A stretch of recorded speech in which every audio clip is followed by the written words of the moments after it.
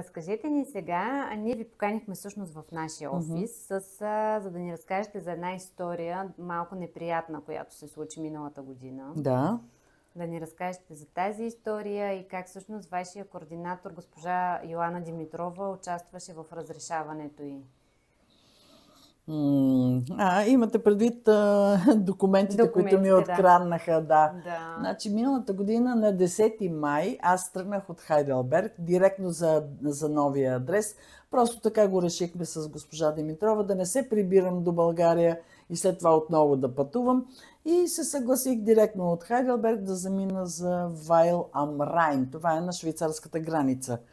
То е една вилна зона, в която бях в една къща при едно семейство. И пристигайки там, аз не го знаех това нещо, чак вечерта го разбрах.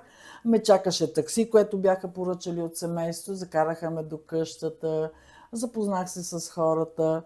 Много мило семейство, които бих казала ми бяха набори. Жената беше 48-ми набор, аз съм 50-ти. Мъжът беше 46-ти набор. А вие трябва да се грижите за тях. И аз трябваше да се грижа за тях. Мъжът беше с жестока деменция. Жената обаче, Хелена от Петър Хубер, фамилия Хубер, така се казваше семейството. Жената беше много адекватна, но тя беше неподвижна, с болки в краката и цялата къща беше с асансьори. И тя така се придвижваше по етажите. Както и да е, запознахме се, вечеряхме заедно и след това всеки се отегли в стаята си. И аз, понеже пия, аз съм диабетичка, с отклонение в захарта. Не съм диабетик, но пия лекарства. И вечерта да си извада от чантата лекарствата, установявам, че портмонето ми с всички документи, пари, просто го нямаше. И оттам тръгнах по мъките. На следващия ден уведомих госпожата Хубер. Тя веднага се обади на дъщеря Аси, която беше в Швейцария на някакъв шахматен турнир. И тя в неделя се прибра. В понеделник веднага тръгнахме към полицията да уведома аз, че са ми откраднали документите, защото в Германия без документ това е направо ужас. Аз поне съм живяла в Германия и преди това аз съм следвала в Германия, значи от 68 до 75 година, само че в Берлин, източен Берлин. И ми е пределно ясно какво означава в Германия без никакъв документ за самоличност. Там е страшно просто. Ако те спрат полицията на улицата, край. И така отидохме в полицията с нея. Обявих аз, че са ми откраднати документите. Те ми издадоха специален документ, за да го имам. Нали? И казаха, че ще ги търсят документите. Така и така. Не се намериха, докато бях там. И аз на 16... През това време уведомих всички власти в България. Банки, МВР, Външно министерство за лична карта, открадната за банкова карта, за шофьорска книжка, всичко, да. Госпожа Димитрова, моята координаторка от фирмата, ме насочи към нашата консулка в Мюнхен.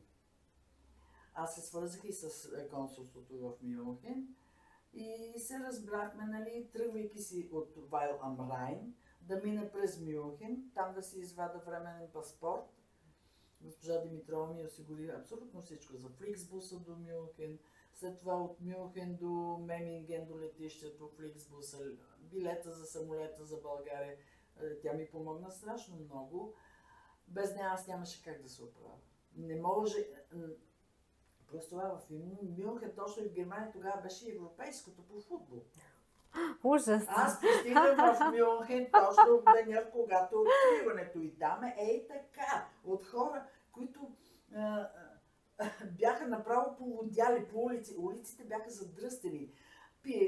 Бира се лееше навсякъде, половината бяха пияни, половината не. Бързах да се прибера в хотела. Госпожа Димитрова ми организира и ми резервира и хотел в Мюнхен. И аз директно се прибрах в хотела и изобщо не смех да се покажа. Но на следващия ден трябваше да търся нашето консулство. То беше много близко до хотела. Подадох си документите, след обяда си взех паспорта и веднага на следващия ден се прибрах. Но беше страшно изживяване, страшно. Това не го пожелавам на никой.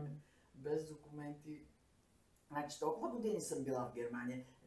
И в чужбина съм ходила на много места, никъде не ми се е случило такова нещо. Да ми откраднат документите. Ужас! А те май скоро ви намериха портмонето. Така, и сега, когато вече се върнах в Хайделберг, аз на 5 септември пристигнах в Хайделберг и може би месец след това ми се обаждат от полицията, така, Зоя, да.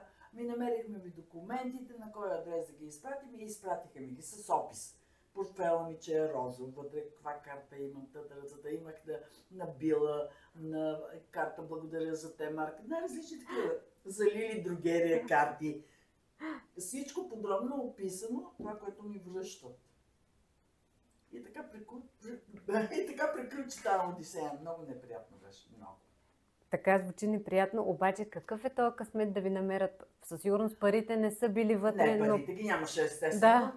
Парите ги нямаше, но всички документи ми бяха в портфел.